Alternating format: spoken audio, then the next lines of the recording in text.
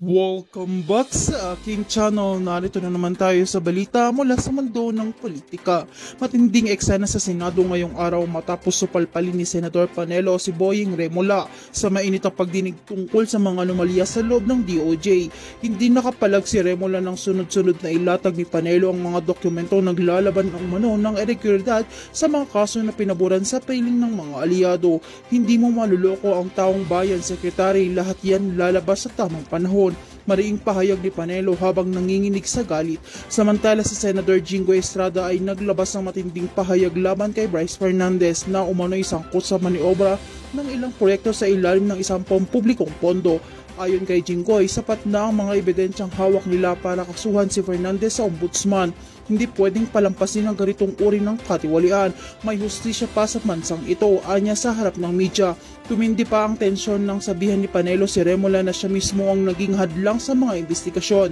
Kung malinis ka, bakit mo tinatago ang mga dokumento? Tanong ni Panelo. Hindi nakasagot si Remulla at halatang naiirita habang nakatingin kay Panelo. Lumabas pa sa bibig ng isang aide na Panelo na may hawak silang audio recording na nagpapatunay sa mga lihim ng transaksyon ng DOJ. Sa kabilang banda, inamin ng ilang insiders na may kinalaman si Bryce Fernandez sa ilang kontrobersyal na kontrata na konektado sa mga opisyal na gobyerno. Sinabi ni Jingoy na handa siyang humarap sa korte at maglabas ng mga testigo. Hindi ako matatakot dahil kung sino pa yan, basta laban sa katiwalaan, ilalaban ko hanggang dulo, mariing saod ng Senado. Ayon sa mga taga-subaybay ng investigasyon, tila man nagkakaroon ng bitak sa pagitan ng ilang miyembro ng administrasyon. Habang lumalabas ang mga pangalan, lalong lumalakas ang panawagan dapat managot si Remulla at ang mga kasabwat nito. Umani naman ang papuri si Panelo sa kanyang tapang at determinasyon na ilantad ang katotohanan. Ngayong inaasahan ng publiko na lalong iinit ang mga susunod sa pagdinig ng Senado.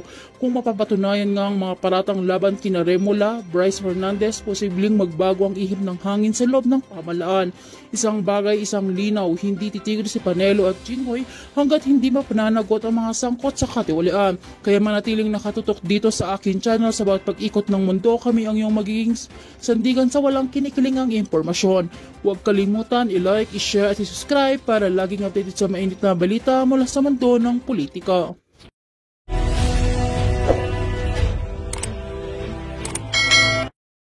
Counts.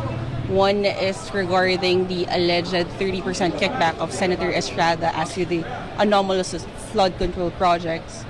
Second is with regard to Beng Ramos being an alleged staff of Senator Estrada. Third is with respect to the fake issued ID that he used in Okada, Manila and other casinos. And then fourth is with respect to Bryce Fernandez's statement that he was not involved in the anomalous flood control projects. He testified in the House that he was not. Si attorney umaaura tong si attorney. Gusto ko yung galawan mo, attorney, ha. Ang cute naman itong si attorney. Hindi mo ba kayo nakikita? Kamukha ni Jimmy. Bilugin ang mga siguro kamag-anak niya yan. Not involved in the House control, flood control projects, but in the Senate, siya pala yung mastermind. And yun nga yung sinabi niyang aking abogada na yung ini-insinuate niya na may pumuntang babae, si Mina Jose, sa aking tanggapan at nagbibigay daw ng commitment. Pero it turned out, hindi naman sa akin pumunta sa ibang opisina.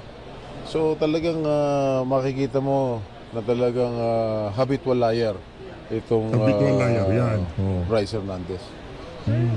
Sabi niya mismo doon sa computer niya wala yung pangalan ng mga senador. Hindi ko alam kung bakit niya binanggit yung aking pangalan doon sa nag-hearing sa House of Representatives. Ito lang talagang makapanira lang ng senador. Makapanira lang ng tao. Kasi prior to that, bago siya umattend nung hearing sa House, nung second hearing ng Blue Ribbon Committee kay Senator Marcoleta pa, doon pa lang nagsisinungaling na, kaya we cited him for contempt. At yun, I was instrumental in citing him for contempt, kaya nakulong siya. Kaya siguro the next day ay kung ano-ano pinagsasabi niya kasinungaling at dinawit pa yung aking pangalan. Gaano kayo confident dito sa kasong pinal nito? I'm very confident dahil nationwide naman televised itong Blue Ribbon hearing. makikita naman ng taong bayan na talagang napakasinungaling na itong taong ito. Sir, usually yung Blue Ribbon, nag-resign na si Senator P as chairman. So, hindi na tutuloy pa ba yung... I don't know. Hindi ko alam.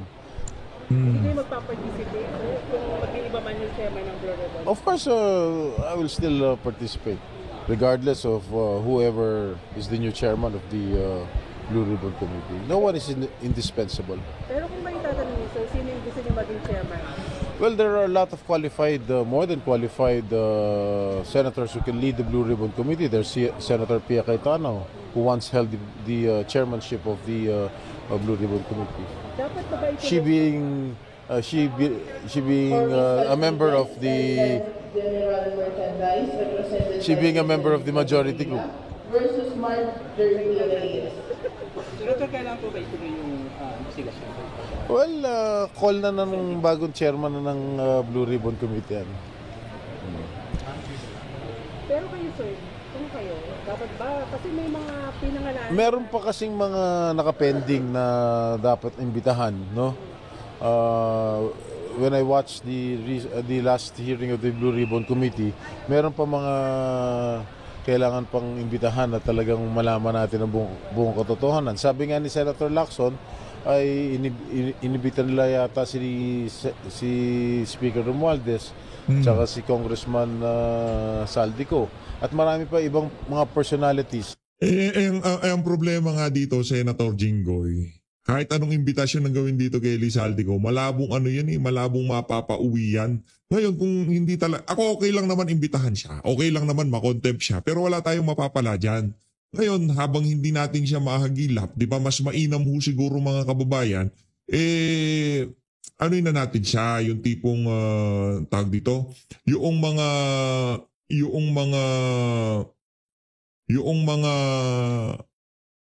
kasama niya dyan sa Committee on Appropriation, yung mga kasama niya, yung Vice Chairperson, nandyan naman sila Yang si Kimbo, di ba natin malaman bakit? Pati ba naman nitong kay Kimbo, pinagtatakpan nitong mga mainstream media na to, mga congressman na to, mga senador na to, para hindi talaga Kasi pagkayang si Kimbo napunta sa Blue Ribbon, maghahalong balat sa tinalupa. Babalatan siya ng buhay doon, wala ng parliamentary immunity. Wala ng parliamentary immunity, ba't hindi natin patawag? Ba't puro Saldico? Diba? Ano'y natin? Ika nga, mantikaan natin yung bibig ni nitong si Eli Saldico para magkaalaman talaga. Ay nitong si Stella Kimbo. Kung hindi natin mapadalo yung si Eli Saldico, pwede na yan si Stella Kimbo. Marami nang nalalaman yan. Diba? Ang dami ho kasing ang tawag dito, ang daming mga kaartihan. Yung si Eli Saldico, malayo na ho yan. Nasa na ho siya, nasa mga na siya, ang tawag dito, mga Russian mafia kung tawagin. Russian gangster, di ba? Oh. Na kailangan talagang umapir sa susunod na Blue Ribbon Hearing Committee kung meron man.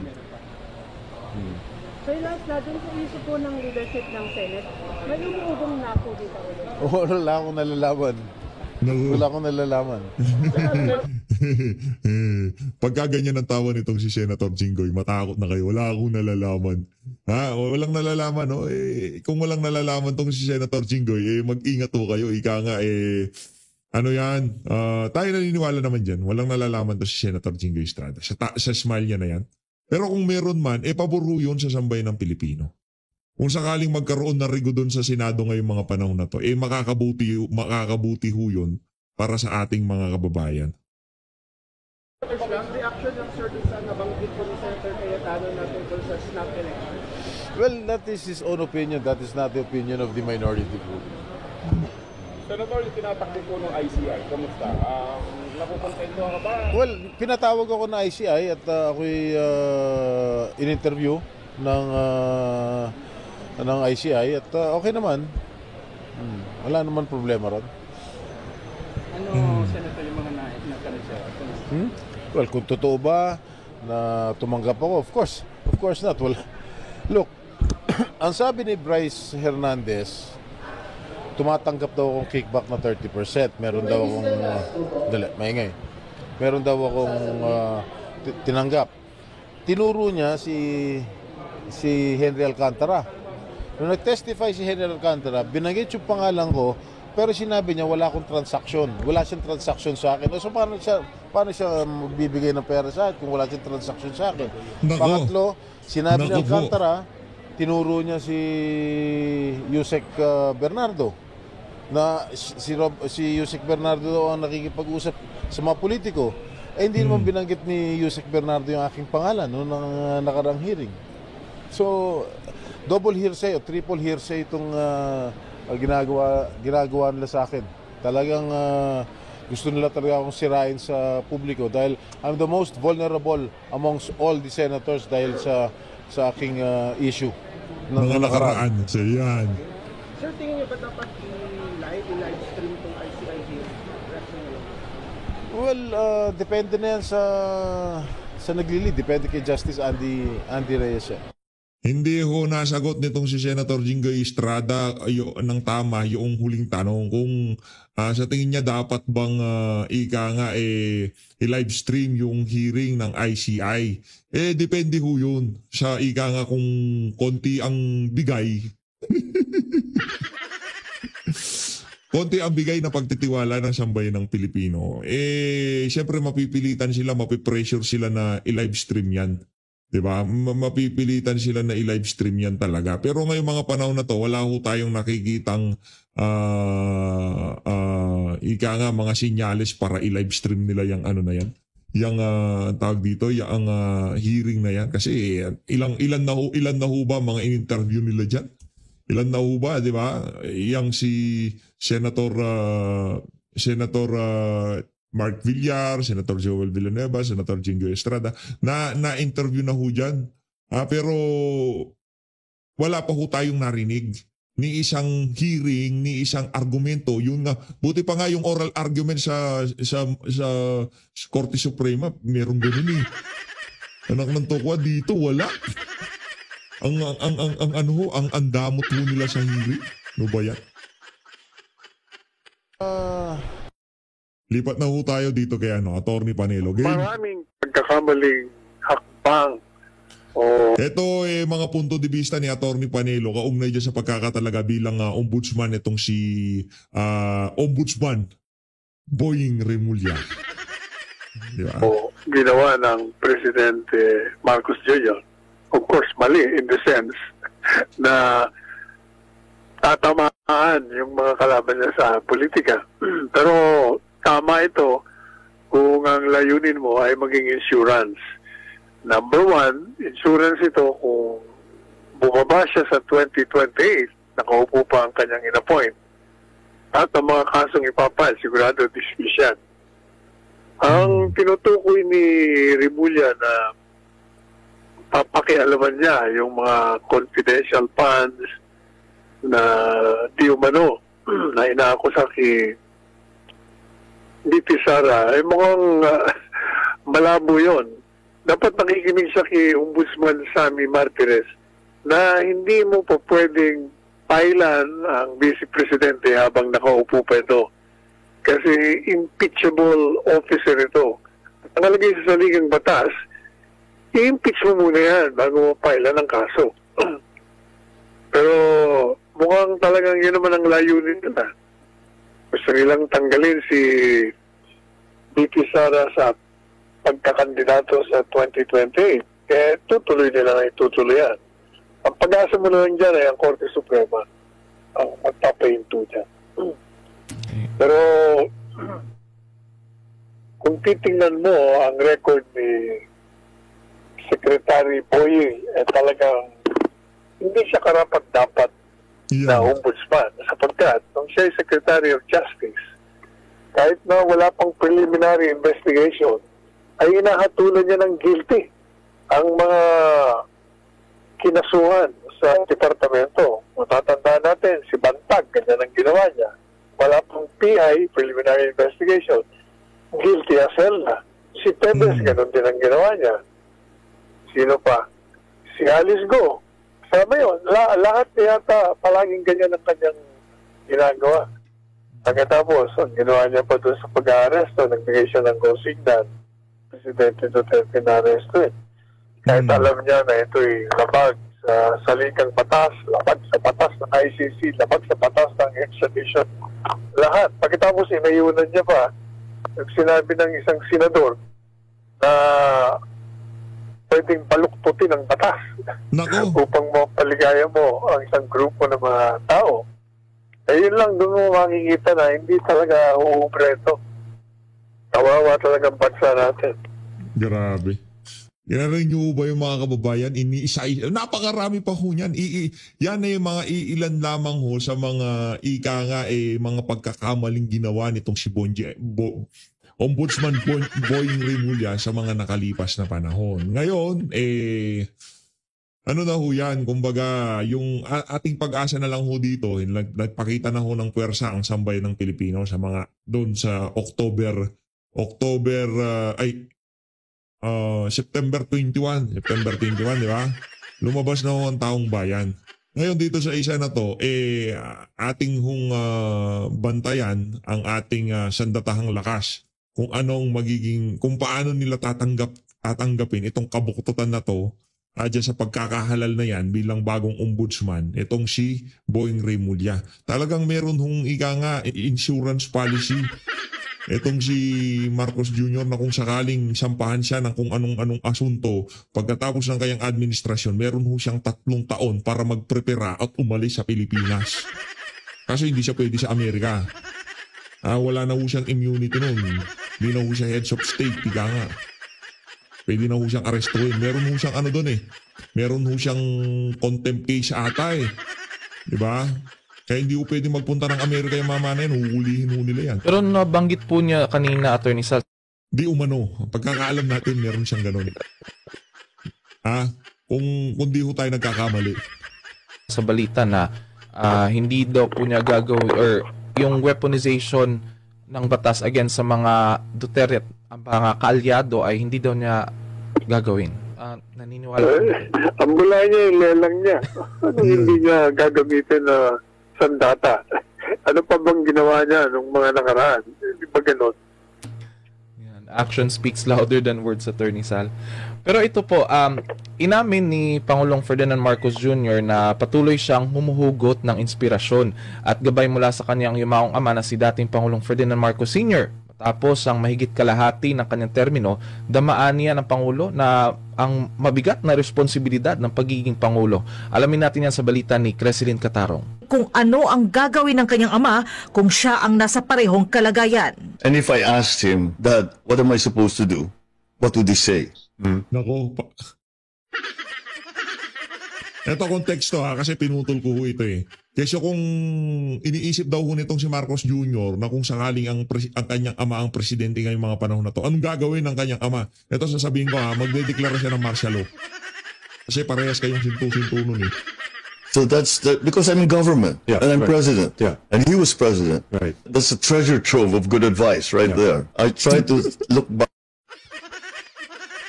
Treasure trove. Pag English talaga nakanto ko. Scripted pala yan, sorry. Pero kung pagsasalitaan mo na dire-diretso sa podium yan, tapos mag-spit siya, magkakautal-utal yan. Magpapalipit-palipitan dila yan. Baka edited nga yan eh. But see what of what you know of him. What would he say? Okay. How would he judge what you just did with anak mali yan o anak very good or whatever, Biro pa ng Pangulo, naririnig pa niya sa kanyang isipan ang boses ng kanyang ama at mga kaalyado nito mula sa nakaraang henerasyon. Lalo na sa... Baka mataas lang litad mo, Brad. Baka quality. Baka quality yung pulburon na sinigot mo kaya naririnig mo yung boses ng tatay mong diktador, di ba? Naririnig niya daw yung boses ng kanyang ama. Pagka singot mo ng pulburon, tatay ko ba naririnig ko? Lakas ng tama nito si Bangalo. Sa mga panahong mabigat ang hamon ng pamumuno. Since I became president, sometimes I hear in the back of my mind, It's like my father and some of his other political allies. Ay, taas. Grabe. Ang taas. Naririnig niya daw sa ang tawag dito sa likod ng kanyang utak. Ang boses. Mga boses, baka yun yung mga tinutukoy na multo ni Tatay Digong dyan sa Malacanang. Pagkatapos mong nagpulburon kung ano-ano naririnig mo, langya ka. Yung sa generation niya. Oh, mahirap ano. But you knew that. You knew it. Inamin din ni Marcos Jr. na bagamat may ideya siya sa mga hamon ng pagiging Pangulo dahil sa kanyang ama, ibang usapan pa rin umano ang aktual na pagharap sa mga ito. Well, pagka may bagahe ka, mahirap talaga pagka may bagahe ka. Diba yung tipong, halimbawa na lang dito sa issue ng korupsyon, hindi ka pwede magsalita kasi may bagahe ka nga. Kayo ay galing sa pamilya ng mga magnanakaw. Ang tatay mo diktador na magnanakaw. Uy, yung lupa sa Paway, Ilocos Norte, pinapasauli na sa'yo ng Korte Suprema. Kasama daw yun sa ill-gotten wealth. Sauli nyo na, alam niya kayo. Nasa oli na ba? Nasa oli. Hindi ko pa alam. Wala pa akong nabasa. Galing sa pamilya ng mga sinungaling mandarambok. Bong, di ba? Anak ng toka, hindi mahirap talaga pag may bagahe ka. Pagka ang pinsan mo, ginawa mong speaker, nagkahindot-hindot ang budget, yung kanyang bata, pinag-i-insert ngayon hindi natin mahagilap. Itong dalawang unggoy na to. I have the advantage of having watched my father being president at very, very close quarters. Yeah. So, yes. Very close quarters.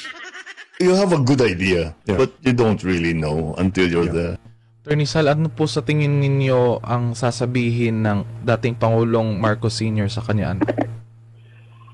Yung sinasabi ni Pangulong Bongbong na umuhugot siya ng inspirasyon sa kanya naman.